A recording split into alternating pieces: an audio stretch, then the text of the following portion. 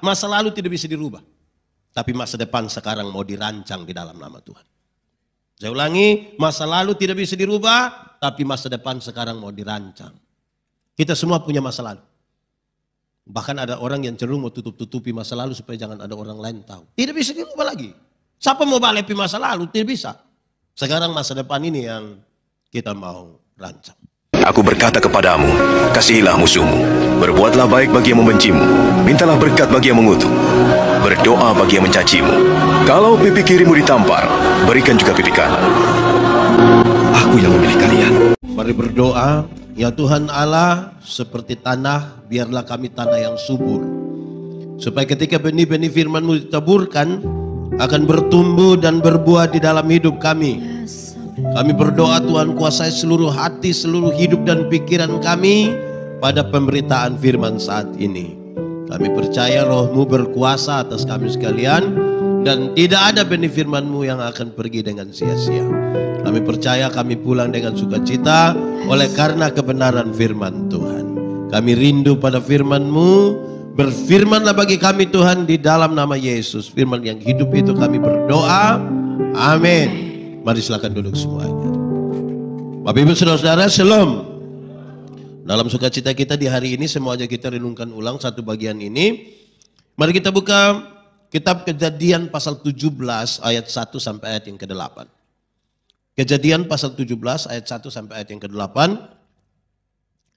Sunat sebagai tanda perjanjian Allah dengan Abraham. Ketika Abraham berumur 99 tahun. Maka Tuhan menampakkan diri kepada Abraham dan berfirman kepadanya, Akulah Allah yang Maha Kuasa, hiduplah di hadapanku dengan tidak bercelah. Aku akan mengadakan perjanjian antara aku dan engkau, dan aku akan membuat engkau sangat banyak. Lalu sujudlah Abraham, dan Allah berfirman kepadanya, Dari pihakku inilah perjanjianku dengan engkau, engkau akan menjadi bapa sejumlah besar bangsa. Karena itu namamu bukan lagi Abram, melainkan Abraham. Karena engkau telah kutetapkan menjadi bapa sejumlah besar bangsa. Aku akan membuat engkau beranak cucu sangat banyak. Engkau akan kubuat menjadi bangsa-bangsa. Dan daripadamu akan berasal raja-raja. Aku akan mengadakan perjanjian antara aku dan engkau serta keturunanmu turun-temurun. Menjadi perjanjian yang kekal. Supaya aku menjadi Allahmu dan Allah keturunanmu.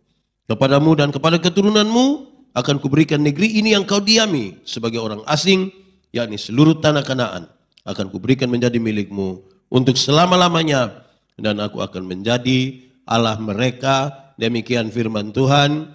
Berbahagia setiap orang yang mendengar firman, memelihara dan melakukan dalam hidup setiap hari. Shalom. Bapak Ibu Saudara-saudara, orang-orang yang Tuhan pakai dalam Alkitab itu tidak semuanya itu dalam jabatan nabi. Abraham dan Ayub itu pengusaha. Orang punya hewan, orang punya tanah, banyak Tuhan pakai. Tuhan pakai Rut. Rut itu hanya TKW, bekerja di perkebunan milik Boas. Tuhan pakai. Tuhan pakai Esther. Esther itu hanya seorang perempuan peserta lomba ratu kecantikan untuk ganti istri dari Ahasuerus. Tuhan pakai. Tuhan pakai Daud.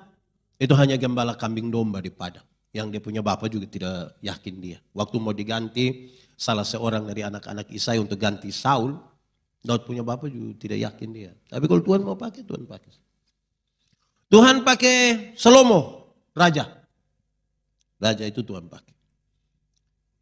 Petrus, Yakobus, Andreas, Yohanes, itu hanya nelayan-nelayan kecil di Galilea. Kalau Tuhan mau pakai, Tuhan pakai. Tuhan pakai Lewi, itu pemungut cukai. Manusia yang paling dibenci karena Roma bikin taksasi pendapatan di satu wilayah, dia lelang jabatan. Siapa mau pilih di situ, mau pungut di situ, Tuhan pakai. Tuhan pakai Simon orang Selot, dia anggota partai politik, dia politisi itu. Dari satu partai yang sangat radikal dalam masyarakat Yahudi, yaitu Selot, anti terhadap Roma. Tuhan pakai. Tuhan pakai Onesimus, dia budak yang bekerja di perkebunan milik Filemon. Tuhan pakai. Saya sangat percaya bahwa Tuhan pakai saya dan saudara juga nanti. Dan sekarang Tuhan pakai kita. Amin. Oke. Saudara, Kita dipanggil untuk menjadi apa? Dipanggil oleh Tuhan untuk menjadi saksi. Yang Tuhan pakai Abraham, pakai saya, pakai saudara.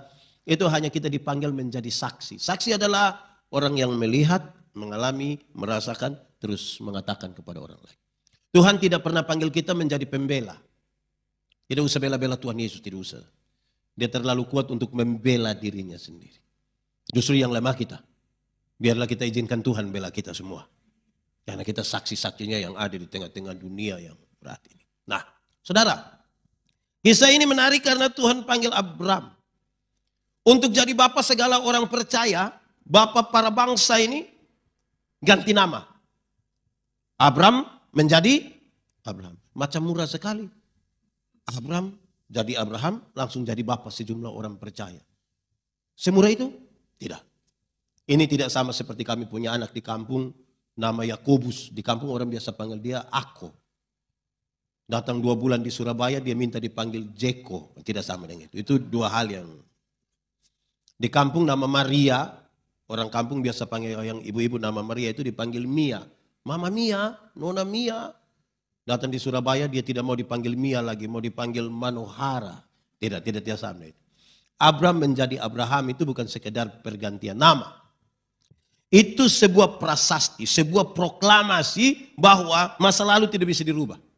Tapi masa depan sekarang mau dirancang di dalam nama Tuhan. Saya ulangi, masa lalu tidak bisa dirubah, tapi masa depan sekarang mau dirancang. Kita semua punya masa lalu. Bahkan ada orang yang cenderung mau tutup-tutupi masa lalu supaya jangan ada orang lain tahu. Tidak bisa dirubah lagi. Siapa mau balepi masa lalu? Tidak bisa. Sekarang masa depan ini yang kita mau rancang. Memang secara singkat ingin saya jelaskan begini. Abram, waktu sebut Abram orang tahu. Abram ini orang kaya di Purkasdim toh. Dia orang kaya betul. Tuhan panggil dia pergi ke satu tempat yang akan kutunjukkan kepadamu. Woi, tidak ada tanah satu jengkal yang miliknya. Supaya apa? Supaya dia belajar bersandar pada Tuhan. Dulu waktu di kampung kan kiri kanan itu keluarga semua. Dia mau takut di mana? Dia tidak tahu takut. Sekarang dia akan tinggal di satu tempat yang tidak ada orang-orang yang bisa diandalkan. Dia tidak bisa andalkan apa-apa selain belajar mengandalkan Tuhan. Saya lihat anak-anak yang di kampung dulu nakal-nakal. Kalau mereka datang sekolah di Kupang, mau tidur anak-anak mabok datang. Buka pintu, lima. Itu dia pulang kembali di kampung, ada anak-anak kecil mau coba tahan dia di jalan. Dia bilang, Adi, jangan, kakak sulewat itu, kakak sulewat yang itu. Sudah melewati satu masa. Selesai, masa lalu sudah selesai. Abram, setiap kali menyebut nama Abram orang tahu. Abram itu suami yang tidak setia. Menunggu kira-kira lebih dari 20 tahun, istri tidak hamil-hamil ini. Wah, dia lebih memilih untuk dengan perempuan lain. Dalam tradisi patriarki itu kan perempuan tidak boleh atur-atur laki-laki. Laki-laki atur perempuan boleh. Perempuan jangan urus-urus laki-laki. Tapi setelah menanti sekian lama tidak bisa melahirkan. Saya bayangkan kalau kita dramatisir sedikit pasti Abram dengan istrinya duduk sama-sama. Sarai mereka bicara terus. Sarai bilang, Papa mau keturunan tapi mama sudah tua begini. Kalau Bapak mau, Bapak dengan kita punya pembantu. Saya bayangkan Abraham ini kalau dia dulu pas dia korek-korek dia kuku begini baru dia bilang, kalau mama rasa itu baik, Papa ikut saja itu. Itu memang terlalu sekali. Itu masa lalu toh. Sekarang dia menjadi Abraham. Suami yang menunjukkan kesetiaannya. Bahkan dia menunjukkan kesetiaannya sampai istri hamil tua. Saudara coba bayangkan satu nenek hamil. Tinggi, kurus, rambut mulai rontok, terus tidak ada gigi. Keriput, perut buncit. Tapi dia menunjukkan kesetiaannya. Bukan Abram lagi. Di sini semua sudah nama Abraham toh. Tidak ada lagi yang Abram. Abram. Waktu sebut nama Abram orang tahu. Abram itu bapak yang tidak bertanggung jawab. Ismail tidak pernah minta dilahirkan. Ini orang dua pun kesepakatan. Tapi itu anak mulai berusia remaja. Dia setuju untuk usir. Bapak bagaimana? Sekarang dia menjadi Abraham. Bapak yang menunjukkan tanggung jawabnya bahkan ketika dia membawa anaknya sampai di altar untuk mempersembahkannya pada Tuhan. Masa lalu tidak bisa dirubah. Tapi sekarang masa depan dia mau rancang. Abraham, setiap menyebut nama Abram orang tahu. Abram berani jalan karena ada janji. Abram, pergilah ke satu tempat yang akan kutunjukkan kepadamu, nanti bla bla bla bla. Dia berani jalan karena ada janji. Dalam perjalanannya Tuhan rubah. Engkau mesti berjanji untuk jalan. Dari pihakku ini. Tapi dari engkau bagaimana? Ini sesuatu yang penting. Karena apa? Ini panggilan untuk menjadi berkat. Panggilan untuk merendahkan diri. Engkau dipanggil duluan tapi ingat engkau cukup jadi bapa. Yang jadi raja nanti orang lain. Kira-kira untuk menyebutkan masa lalu dan masa depan begitu. Nah mari saudara-saudara, perenungan kita saya mau bawa untuk kita memahami sebagai orang-orang yang Tuhan panggil ini sebenarnya untuk apa sebenarnya. Supaya kita melihat sejauh mana sekarang kita mensiasati pengalaman-pengalaman panggilan Tuhan bagi kita semua. Akan kita percaya semua orang dalam tanggung jawab dan kapasitas sosialnya Tuhan mau pakai dia. Satu, Tuhan panggil Abraham untuk tujuan Tuhan.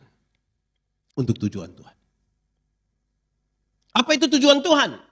Mendatangkan tanda-tanda damai sejahtera di muka bumi ini. Dari satu orang ini akan menjadi satu bangsa namanya Israel. Dan dari satu bangsa itu seluruh umat manusia akan disebut sebagai orang-orang. Orang-orang yang Tuhan pakai. Tuhan panggil. Ada tujuan Tuhan di situ. Tapi hati-hati saudara-saudara, kenapa? Karena tujuan Tuhan itu seringkali digeser karena tujuan kita. Pertama masih murni tujuan Tuhan. Dalam perjalanannya tujuan Tuhan bisa terganti dengan tujuan kita. Pendeta, bagaimana mungkin tujuan Tuhan tergeser dengan tujuan pendeta? Bisa. Di gereja kami ketika kami pertama kali ditabiskan jadi pendeta, kami disuruh untuk menandatangani satu surat yang namanya surat pernyataan. Bersedia ditempatkan di mana saja di seluruh wilayah pelayanan Gemit. Jadi kami ditaruh dimanapun, itu terus kami mulai berdoa, ambil sudah nama tempat yang diguling di kertas. Woi, itu waktu pertama kali. Semangat. Saya waktu ditempatkan pertama kali di Sabu Pulau Selatan itu, saya melayani ngeri. Satu hari itu bisa pimpin syukuran 18 kali. Saya bayangkan ini apa ini. Waktu lihat itu sudah pelayanan begitu besar, luar biasa itu orang bilang, pendeta macam pendeta ini nih mesti begitu. Di gereja kami itu tidak menetap di satu tempat, 4 tahun pindah, paling lama 8 tahun pindah. Waktu periode pertama mau pindah, saya dipindahkan ke satu tempat yang lebih terbelakang lagi dari tempat semula. Saya mulai pikir, masa orang macam saya ditaruh di sini? Apa sih yang menggeser tujuan Tuhan? Tujuan kita. Di mana tujuan pendeta Yandi? Hanya satu, mulai merasa pantas. Waktu kita mulai merasa pantas, di situ kita mulai geser tujuan Tuhan pada tujuan kita. Tuhan panggil kita bukan karena kita, bukan karena kebaikanmu, bukan karena fasilitasmu dan seterusnya. Tetapi lama kelamaan, kita mulai rasa pantas, tujuan Tuhan geser. Lama-lama bukan Tuhan pakai kita pakai kembali Tuhan. Saya ingat anak-anak orang ketika pertama kali, saya senang tadi ini pemuji dong, mantap. Saya kan dampingi banyak anak-anak muda, pertama kali kasih kesempatan pimpin pujian. Yang baru pertama kali pimpin itu doa tiada henti. Di grup itu bilang tolong doakan, mohon doa karena ini besok itu perdana saya pimpin. Aduh, minta tolong doa. Itu kali pertama. Semua orang berdoa ini. Pimpin pujian pertama mantap. Habis itu di grup dia kasih tahu terima kasih banyak atas dukungan doanya. Saya boleh memimpin pujian kali ini yang baik. Wih mantap. Itu dia punya menyanyi masih datar sekali. Ku tahu Tuhan pasti buka jalan. Itu pertama. Diberi kesempatan berulang-ulang terus. Lama-lama sudah tidak berdoa. Bahkan lama-lama tidak latihan. Datang langsung bilang A. Tunjuk saja yang main keyboard A. Dia langsung. Ku tahu Tuhan pasti bukan. Saya tidak bilang tidak boleh improvisasi. Saya tidak bilang itu. Saya ingin mengatakan, jangan sampai ketika kita mulai merasa pantas, kita tidak butuh persekutuan lagi dengan Tuhan. Kan kita sudah bisa. Tujuan Tuhan mulai bergeser dengan tujuan. Tiap-tiap orang mesti teliti. Tiap-tiap orang mesti periksa kembali. Dia masih ada pada tujuan Tuhan atau tidak. Yang mendatangkan tanda-tanda damai sejahtera. Itu pertama. Kita dipanggil untuk tujuan Tuhan. Abraham dipanggil untuk tujuan. Kedua, bukan saja tujuan Tuhan, tetapi Tuhan ketika dia memanggil seseorang untuk tujuan Tuhan, dia tidak pernah suruh itu orang pergi dengan tangan kosong. Tidak. Tidak. Ada yang Tuhan titipkan bagi dia sebagai modal. Untuk pelayanan yang Tuhan maksudkan itu. Dan saya sebut itu sebagai karunia-karunia. Dari Tuhan panggil untuk tujuan Tuhan, dia titip apa? Karunia. Karunia-karunia itu ada dua. Satu namanya karunia-karunia motivasi. Karunia motivasi itu seperti menyanyi, berkhotbah, mengajar, mendampingi orang. Wah, mantap. Karunia-karunia motivasi itu begitu. Yang kedua adalah karunia-karunia manifestasi. Karunia manifestasi bicara dalam bahasa roh, menerjemahkan bahasa roh, menyembuhkan orang. Dua karunia ini sama posisinya dipakai untuk pembangunan jemaat. Persoalannya adalah ada banyak orang tidak menyelidiki karunia apa yang Tuhan kasih pada dia. Makanya kita cari orang mau pelayanan ini susah sekali. Karena dia tidak tahu dia ada karunia apa. Tidak tahu ada karunia apa. Dia sibuk dengan orang lain punya karunia sampai dia lupa sibuk dengan karunia sendiri. Bahkan tidak tahu karunia apa yang pada dirinya. Ada banyak orang di kampung itu tahu menyanyi. Tapi di ibadah dia tidak menyanyi. Dia tidak menyanyi. Kadang-kadang pendeta tanya, kalau di gereja kami itu kan ada paduan suara, solo, vokal group, duet. Ada yang nyanyi? Ada? Mereka tidak nyanyi. Padahal pintar menyanyi, suara bagus, tidak menyanyi. Tapi kalau bilang gubernur Nusa Tenggara Timur dan ketua majelis Node Gemit akan beribadah sama-sama di satu gereja apa begitu. Oh, solo dia, duet dia, vokal group dia, paduan suara. Saya bilang ini namanya karunia makam puji ini. Karunia makam puji ini merusak persekutuan. Itu tidak bisa dipakai untuk sebuah persekutuan. Dan Tuhan panggil kita. Dia lengkapi kita dengan karunia-karunia. Nah dia punya soal, kita ada tahu kita karunia apa tidak. Itu karunia mesti dipakai untuk pembangunan jemaat. Kepentingannya adalah tadi tujuan Tuhan. Tanda-tanda kerjaan Allah dinyatakan di tengah dunia. Setelah karunia-karunia itu, tambah lagi. Kita dipanggil untuk apa? Tuhan izinkan, kan ada banyak orang dipanggil nih. Saudara bayangkan kita yang di dalam ruangan semua dipanggil. Tuhan izinkan. Ada pengalaman-pengalaman yang berbeda-beda. Tuhan izinkan. Pengalaman perjumpaan saya dengan Tuhan beda dengan pengalaman perjumpaan Bapak dengan Tuhan, beda dengan Bapak, beda dengan kita semua, supaya waktu kita duduk bercerita tentang pengalaman perjumpaan yang berbeda itu, kemudian kita bilang, ternyata Tuhan kita luar biasa. Kita diizinkan memberi telinga untuk belajar dari pengalaman perjumpaan orang lain dengan Tuhan. Iman itu juga bertumbuh dari pendengaran. Tuhan terlalu besar, Tuhan terlalu luar biasa. Tidak bisa satu orang dia memahami Tuhan sebegitu detailnya tanpa mendengar lagi orang lain berbicara. Itu soal. Jadi panggil kita izinkan ada orang lain punya pengalaman dengan Tuhan. Pengalaman itu tidak harus sama. Tidak harus sama, tidak boleh. Biarkanlah beda-beda. Tapi pengalaman itu harus ditaruh pada tempat yang benar. Saya ingat saudara-saudara, ada satu waktu, ada satu acara saya berkhotbah, sebelum khotbah ada ruang kesaksian. Ada satu ibu bersaksi, dia bilang ada satu waktu antara tidur atau tidak tidur itu Tuhan bawa dia ke surga. Tuhan bawa malaikat yang bawa dia keliling-keliling surga, dia lihat surga itu kok bagus sekali. Saya pikir memang surga pasti bagus. Dia coba lihat sampai dia ada pojok, begitu ada ruangan satu bagus, dia coba lihat ke dalam begini. Ternyata dalam ruangan itu penuh dengan mulut-mulut. Mulut-mulut ada banyak di situ. Dia tanya malaikat, kenapa itu mulut itu ruangan itu mulut semua? Malaikat bilang, oh itu mulutnya pendeta-pendeta itu. Kenapa mulut pendeta? Pendeta-pendeta itu khotbahnya bagus-bagus, jadi mulutnya masuk surga. Tapi kaki tangan di neraka. Saya rasa tersinggung itu. Pada waktu mau berkhotbah, saya bilang, Ibu, kita klarifikasi yang tadi. Kita dua klarifikasi yang tadi. Kita klarifikasi dulu. Ibu tahu pisau? Dia bilang, tahu Pak. Coba Ibu ambil pisau, coba Ibu iris Ibu punya jari. Waktu darah mulai keluar, coba Ibu bilang, rasa. Dia bilang, tidak bisa Bapak. Nah itu. Alkitab bilang, kepala gereja itu Tuhan. Dan kita semua adalah anggota-anggota dari satu tubuh. Mata karena dia mata, dia tidak lebih penting dari telinga. Tangan tidak lebih penting dari kaki. Kita semua penting dalam kapasitas kita kan?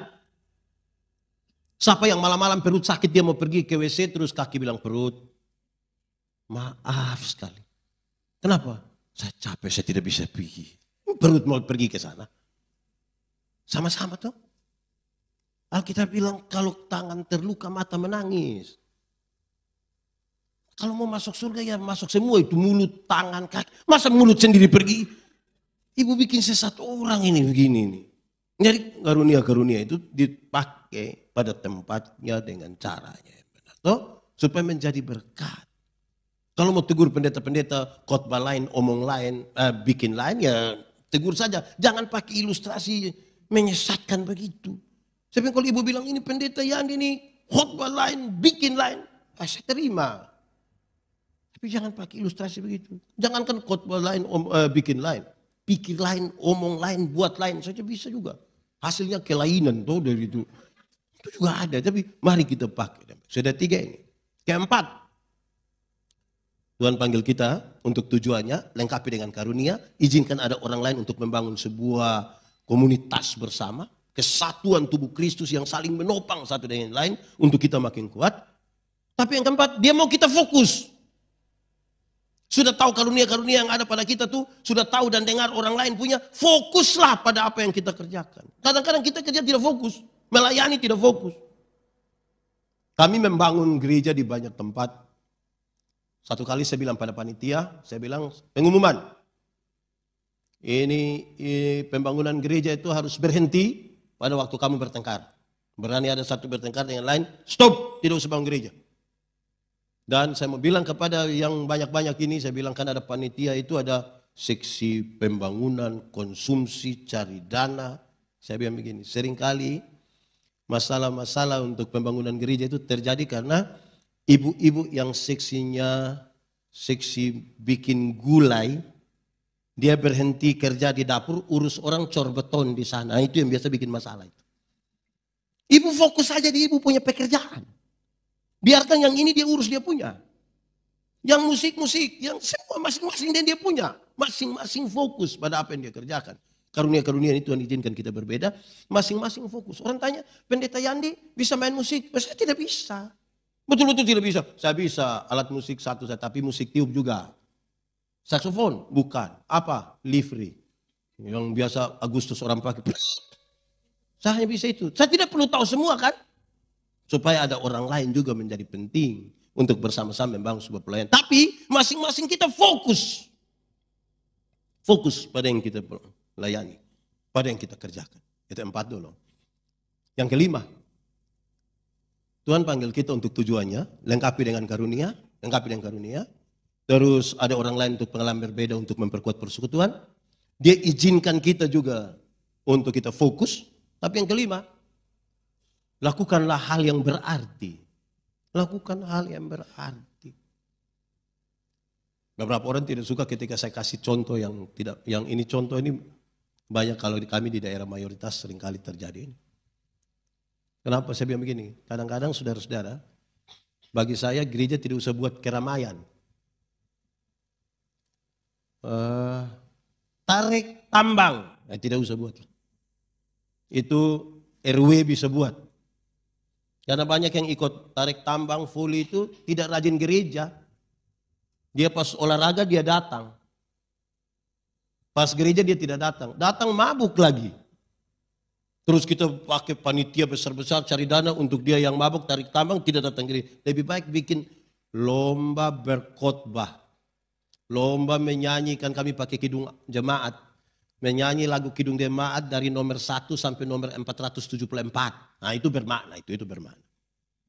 Saya nasihat pada anak-anak yang biasa pimpin pujian di sini saya bilang, kalau kamu menyanyi, menyanyilah dengan lagu yang ada arti. Jangan habiskan waktu hanya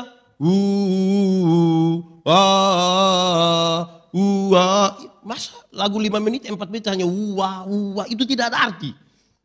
Lakukan sesuatu itu berarti supaya orang tangkap artinya. Oh iya ya, oh iya. Jangan habis saudara bukan olahraga, ada menyanyi. Lakukanlah berarti. Nah, poin terakhir ini menjadi fokus kita. Sudah 5. 1, Tuhan panggil untuk tujuan Tuhan, lengkapi karunia-karunia. Izinkan orang lain punya pengalaman supaya kita mempertegas sebuah persekutuan. Yang keempat itu kita fokus masing-masing dengan pelayanan kita, dengan karunia yang ada pada kita. Yang kelima kita karena fokus itu kita melakukan hal yang berarti. Yang keenam, kita mengalami sebuah kedewasaan. Saya kira ini tujuan yang Tuhan mau buat. Kedewasaan spiritual. Kedewasaan spiritual. Kedewasaan spiritual melewati ini kepercayaan Tuhan berikan pada kita. Kita mengalami kedewasaan spiritual. Saya bilang di mana-mana saudara, kedewasaan itu ada 3. 1, dewasa biologis. Dewasa biologis itu dulu kita berat badan hanya 37, kok sekarang 73. Itu dewasa biologis. Dulu pakai celana nomor 27 tidak ada masalah karena perut rata saja. Sekarang perut macam kok ada 3. Satu di sini lagi, satu lagi. Itu dewasa biologis. Itu dewasa biologis. Siapapun bisa begitu. Makan tidur, cocok ya gemuk lah. Itu dewasa biologis. Tapi yang kedua, dewasa psikologi. Dewasa psikologi tidak tergantung umur dan berat badan. Umur 40 tapi kalau tukang tersinggung, sedikit-sedikit tersinggung. Sedikit-sedikit tersinggung. Sedikit-sedikit tersinggung. Tersinggung kok sedikit-sedikit. Kadang-kadang orang baru dia sudah tersinggung. Baru lihat saja tersinggung. Kau lihat dia apa? Itu di Kupang kalau orang tersinggung begitu orang aku korek.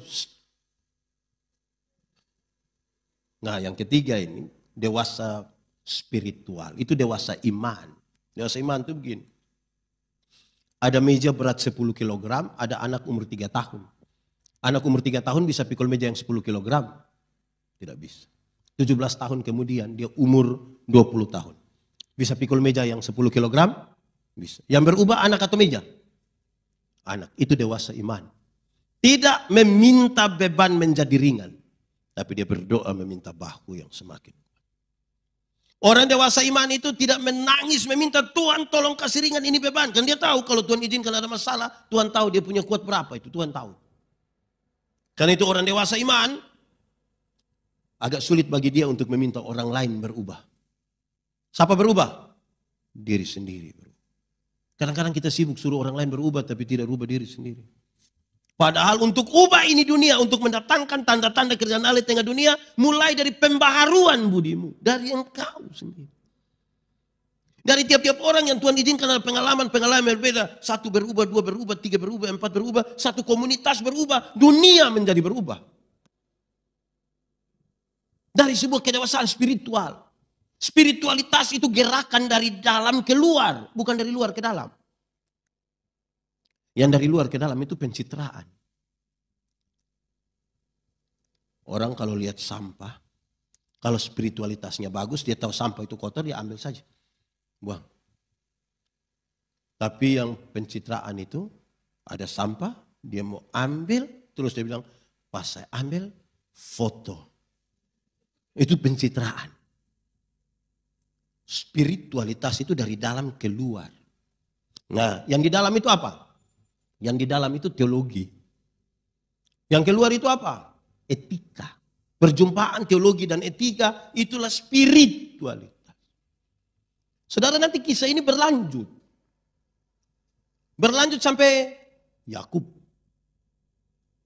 Mereka itu kemudian mempersoalkan tentang hak kesulungan. Dari Tuhan panggil Abraham untuk jadi bapa segala bangsa, turun sampai Yakub. Hak kesulungan itu sangat berkaitan dengan 3 hal. 1, hak untuk masuk tanah terjanji. Itu hak. Masuk tanah terjanji itu kita diberi hak. Karena kita anaknya. Konteks mereka waktu itu adalah pimpinan Tuhan menggambarkan masuk ke tanah Kanaan. Dan lebih dari itu hari ini saya mau bilang kepada kita diberikan hak. Kan kita waris kerajaan Allah mesti masuk surga. Orang dewasa spiritual mesti masuk surga. Bukan karena dia. Jangan sampai melayani bertahun-tahun tanya sudah melayani berapa lama? 10 tahun. Anda yakin masuk surga? Belum tahu bapak saya ini. Nah ini repot ini. Hak masuk tanah terjanji. Yang kedua. Hak kesulungan itu berkaitan dengan hak untuk beribadah kepada Tuhan. Jadi ibadah itu hak. Kita kan punya relasi dengan Tuhan tadi. Ibadah itu hak. Masa saya ada relasi dengan saya punya istri, terus saya dibatasi untuk tidak boleh bicara dengan saya punya istri. Masih banyak orang melihat ibadah kewajiban. Jadi dia dibebani dengan kewajiban-kewajiban. Dia dibebani dengan pelayan-pelayanan. Kalau kasih tahu dia bilang nanti ibadah pertama jam 7.30 dan jam 10 itu musik ya. Wah, masa saya terus aduh. Karena orang melihat ibadah sebagai kewajiban. Ibadah. Dan dapat hak kesulungan berkaitan dengan hak untuk beribadah kepada Tuhan. Maksud saya itu 430 tahun di Mesir. Tuhan bilang keluar. Keluar untuk apa? Pergi dan beribadah kepada Tuhan. Nah kita ini yang banyak meninggalkan ibadah. Padahal ibadah menjadi hak. Tapi yang ketiga. Hak kesulungan sangat berkaitan dengan hak untuk menjadi berkat bagi bangsa-bangsa. Hak menjadi berkat. Daripadamu akan lahir raja-raja. Dia sudah sangat berkaitan bahwa barang siapa berani. Kalau engkau memberkati siapa bangsa itu diberkati. Nah ini serius ini. Menjadi berkat ini repot juga. Ini ada 2 orang menghadap Tuhan minta karunia. Ternyata di Tuhan tinggal 2 karunia. 1 karunia memberi, 1 karunia menerima. Orang pertama cepat-cepat ambil karunia menerima. Tersisa karunia, orang kedua dia ambil saja karunia menerima. Memberi. Lewat 20 tahun kemudian mereka ketemu di satu perapatan jalan. Di lampu merah itu yang punya karunia memberi itu kok ada di atas mobil mewah. Satu sepertinya dia sukses sekali. Yang punya karunia menerima itu ada duduk minta-minta di pinggir jalan. Waktu mereka dua baku lihat begini. Dia, perasaan waktu itu kan Anda dapat karunia memberi. Kenapa sekarang Anda lebih sukses dari saya? Terus dia bilang, kawan. Karena Tuhan Allah tahu saya selalu harus memberi. Maka kepada saya Tuhan berikan lebih. Karena engkau harus memberi itu, ya kepadamu diberikan lebih. Tapi kawan ini kan karunia menerima. Jadi dimanapun hanya yang menjadi berkat. Saya kira lagu ini familiar sekali. Oh Tuhan, pakailah hidupku selagi aku masih kuat. Bila saatnya nanti ku tak berdaya lagi, hidup ini sudah jadi. Akan ada satu waktu saudara tidak berdaya lagi. Mungkin karena sudah lanjut usia, mungkin karena sakit, mungkin karena celaka, sudah tidak berdaya. Tapi orang bilang, sudah itu orang sudah jadi berkat bang. Jangan dari berdaya sampai tidak berdaya, tidak pernah jadi apa-apa. Hanya jadi beban saja. Lama-lama dia baru muncul orang bilang, beban sampai. Bayangkan kalau hidup hanya jadi beban ini kita repot juga kita hidup ini. Bapak Ibu Saudara lihat. Jadi Tuhan panggil satu orang bukan karena Tuhan tidak bisa mengerjakan apa-apa. Saksi itu mari. Pendeta Yandi ini kalau bukan pendeta dia ojek di kampung. 100 km dari kota Kupang. Tapi Tuhan bilang Yandi. Mari kau jadi pendeta dulu. Begitu ya kita bukan sapa-sapa. Tapi Tuhan bilang. Mari kau pelayanan. Nah itu mesti ditunjukkan. Hidup ini saudara-saudara. Bukanlah sesuatu yang dijalani mesti dengan berat-berat saja. Ada kok enak-enak ini hidup. Mesti disyukuri. Fokus kita juga jangan pada yang susah-susah saja. Karena ada banyak hal yang baik. ada satu keluarga suami istri datang bilang saya, Pak Pendeta, kami mau cerai. Cerai itu tidak boleh, engkau tidak tahu. Tahu Bapak, tapi tiap hari kamu baku pukul. Bapak mau kami baku bunuh. Jangan. Bapak, so tidak bisa, tidak cocok. Oke, baik. Seberapa tahun nikah? 10 tahun pendeta. Anak berapa? Anak 4 orang pendeta. Itu yang saya heran dengan kamu ini. Yang tiap hari kamu baku pukul saja anak bisa 4. Kalau kamu 2 baku sayang, mungkin 1 TPS itu kamu punya anak semua itu. Jadi jangan fokus hanya di baku pukul. Kan ada sayang juga toh. Masa ada rumah tangga tanpa bertengkar sedikit. Rumah tangga itu pasti bertengkar. Pasti. Atau ada rumah tangga tidak bertengkar. Itu kemungkinan orang tinggal berjauh tuh. Kalau tinggal baku dekat itu selalu ada kemungkinan bergesek. Bayangkan ya, kita menikah 25 tahun. Saya hidup besar dalam keluarga dengan pola yang seperti ini 25 tahun. Ibu di keluarganya dengan pola sekian 25 tahun. Pacaran 2 tahun. Lalu tas mau paksa dia menjadi santi, tidak mungkin. Pasti ada. Pasti ada. Jadi jangan fokus pada yang tidak baik. Ada seorang ibu, dia bilang kepada teman-teman, aduh ini adakah ramuan untuk bikin keluarga rumah tangga tuh jadi adem kok tenang. Kami tiap hari bertengkar. Teman-teman bilang dekat hutan itu ada satu guru bijaksana. Pergi ke dia, mungkin dia ada ramuan. Dia pergi, Bapak Guru, yuk ada ramuan untuk keluarga bisa baik kok. Oh ibu ada. Tapi ibu ini ramuannya agak susah dia punya bahan. Kecuali kalau ibu bilang ibu bisa dapat. Apa itu? Ini ramuan ini terdiri dari 3 helai kumis harimau.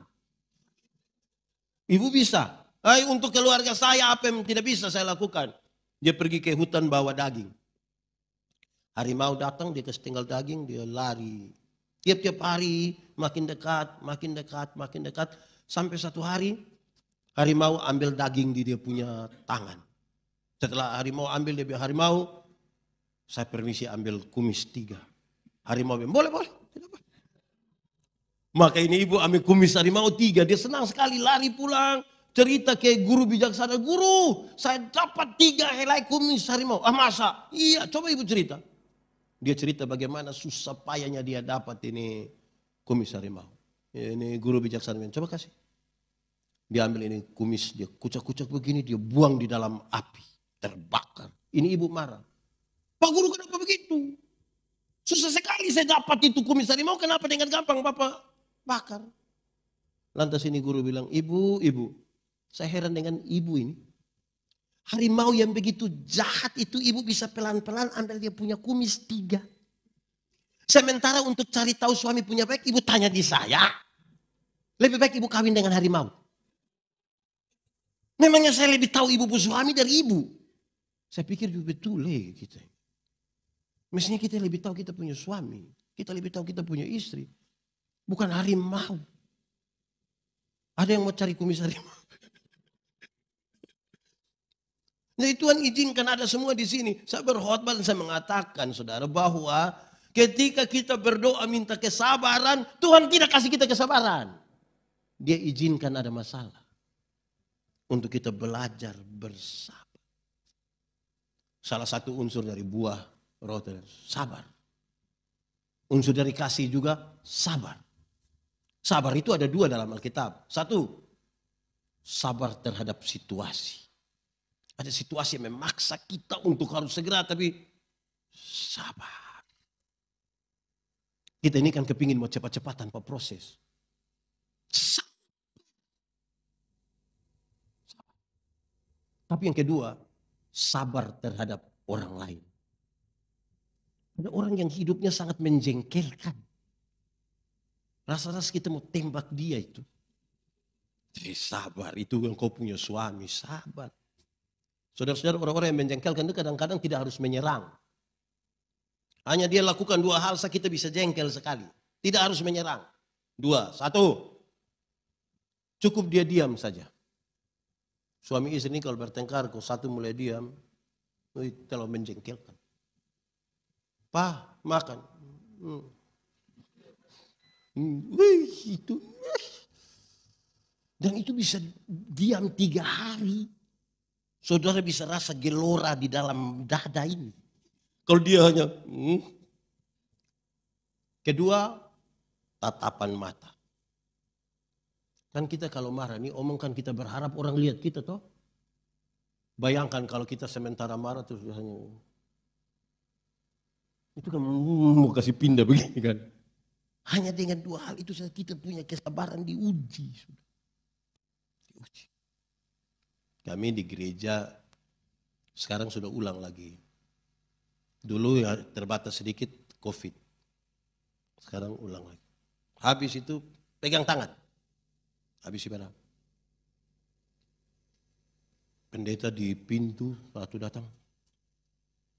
Saya kasih tahu jemaat-jemaat, saya tidak suka kalau pegang tangan dengan 2 cara ini. 1, kalau datang dia hanya sorong sepotong saja ujung ini. Itu tidak usah pegang tangan dengan saya, tidak usah. Hai, najis kah? Datang, mau begini saja, sorong begini. Tidak tulus sekali itu, tidak usah saja. Yang kedua, kalau dia pegang tangan dengan kita tapi matanya di orang lain. Dia ada pegang, iya nanti suara saya pergi. Jadi kalau begini lihat. Oke. Dan dia. Begitu. Nah saudara, hal-hal ini kemudian memaksa kita pada satu hal. Hidup itu pilihan. Hidup itu pilihan. Harus memilih, harus ambil keputusan. Saudara jangan percaya itu kalimat yang bilang, pendeta hidup itu mengalir saja. Jangan percaya. Mengalir itu pakai prinsip air. Bergerak dari tempat yang lebih tinggi ke tempat yang lebih. Nah kalau misalnya dia mengalir menuju lubang WC. Saudara mengalir. Tidak bisa begitu. Hidup itu kita memilih. Kita tentukan. Dalam satu hari seorang manusia ambil keputusan antara 300 sampai 1500 kali keputusan berkonsekuensi ke masa depan. Bangun tidur, mau langsung turun atau tarik tambah selimut, itu keputusan. Bangun tidur mau berdoa dulu atau foto, itu juga keputusan. Kenapa hari ini pendeta Yandi berkhotbah di sini? Karena saya pernah ambil keputusan kira-kira 29 tahun lalu untuk sekolah teologi. Hari ini saya berkhotbah di sini. Kenapa saudara punya istri yang itu, suami yang itu? Ya karena pernah ambil keputusan. Tidak mungkin saudara bilang, pendeta minta maaf, saya benar-benar tidak tahu. Saya tidur-tidur sadar dia di sebelah. Tidak mungkin. Keputusan. Dan itu keputusan semua itu ada konsekuensi. Keputusan mengikut Yesus. Keputusan. Karena ada konsekuensi. Tidak bisa bilang mengalir saja. Orang yang mendua hati tidak akan pernah tenang dalam hidupnya. Harus ambil keputusan. Orang tua dulu bilang, kalau ada rusa 2 ekor, kejar 2-2 tidak dapat. Mesti ambil keputusan. Seorang perempuan dewasa umur 28 tahun belum menikah, ada 2 laki-laki suka dengan dia. Yang harus dia lakukan ambil keputusan. Tidak bisa tiap malam dia hanya bilang, ini. Oi, lama-lama tidak kawin itu. Keputusan. Masak super mie itu cepat atau lama ya? Indomie itu. Kalau kita masak cepat atau lama? Teorinya cepat. Kalau tidak ambil keputusan jadi lama. Kalau saya bilang ke istri, "Mah, saya mau makan mie." Ibu ke dapur 2-3 menit dia datang tanya, "Mie goreng apa mie kuah apa?" Terus saya bilang, mie kuah. Ibu ke belakang 2-3 menit dia datang tanya lagi, "Kuah banyak atau sedikit?" Ibu taruh saja. Ibu ke belakang 2-3 menit datang tanya, "Pakai telur atau tidak?" Mama taruh saja, taruh. Dia ke belakang 2-3 menit datang tanya lagi, "Pakai sayur atau tidak?" Ibu, lama-lama kita tidak makan. Kita hanya tanya-tanya saja. Pelayanan itu keputusan. Saudara lihat ya. Apalagi saudara di Surabaya, apalagi saudara di kota besar. Ini kan kesibukan terlalu banyak. Macet saja bikin kita repot. Apalagi kerja. Baru mau dapat waktu sedikit di weekend untuk sama keluarga. Tiba-tiba ada pelayanan. Kalau saudara tidak ambil keputusan itu repot. Mau datang hari Minggu kok atau keputusan. Tidak ada keputusan yang semua pihak itu kemudian harus ada pihak yang dikorbankan. Harus ada hal yang dikorbankan oleh sebuah keputusan. Tuhan bilang begini, barang siapa mau mengikut aku, ingat baik-baik. Serigala punya liang, burung punya sangkar, anak manusia tidak ada tempat meletakkan kepala. Ingat baik-baik, pikir baik-baik, hitung-hitunglah dahulu bahwa keputusan untuk ikut Tuhan adalah keputusan paling tinggi. Tidak boleh ada alasan yang lebih tinggi dari itu. Dia mesti yang paling tinggi. Tapi dengan konsekuensi, ingat, tempat meletakkan kepala saya tidak ada. Kalau mau baru, ya ambil keputusan. Kira-kira begitu, supaya, oh betul, ada tujuan Tuhan di sini. Nah itu juga kadang-kadang saudara membuat kita kemudian punya kedewasaan yang kita tidak rasa. Oh ternyata dia sudah berubah. Sudah berubah. Semoga bagian-bagian ini memberkati kita supaya dalam sehari ke sehari kehidupan rohani dan nyata kita bersama dengan Tuhan itu memberi dampak pada dunia ini. Mari kita tunduk kepala di hadapan Tuhan. Firman Tuhan berkata, kalau kamu dengar suaranya jangan keraskan hatimu. Minta Roh Kudus lembutkan setiap hati yang keras. Minta Tuhan jamah, minta Tuhan sentuh hati kita. Kita juga ingin menjadi saksi-saksi Kristus. Katakan sesuatu yang jujur kepada Tuhan. Ingat, manusia bisa kita tipu, tapi Tuhan melihat sampai dalam hati dan dikenal siapa kita di hadapan Tuhan. Nikmati saja 1-2 menit bersama dengan Tuhan, dan kalau ada yang mau berkomitmen hari ini, berkomitmenlah dengan Tuhan. Ini soal pribadi. Masa lalu tidak bisa dirubah, tapi sekarang masa depan mau dirancang di dalam nama Tuhan.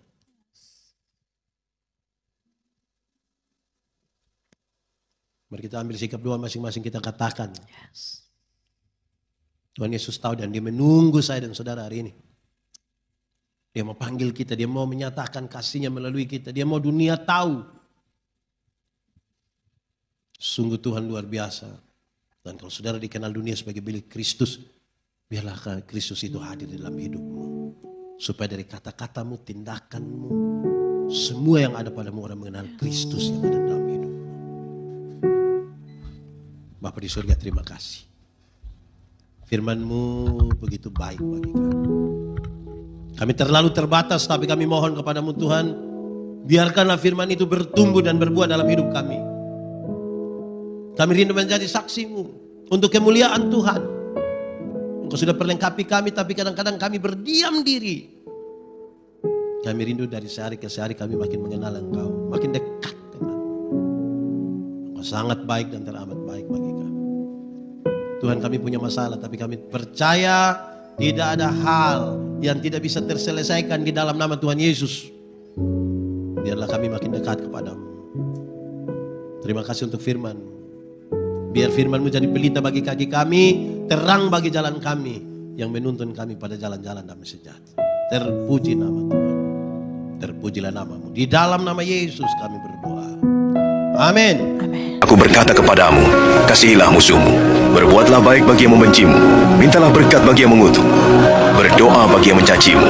Kalau pipi kirimu ditampar, berikan juga pipi kanan.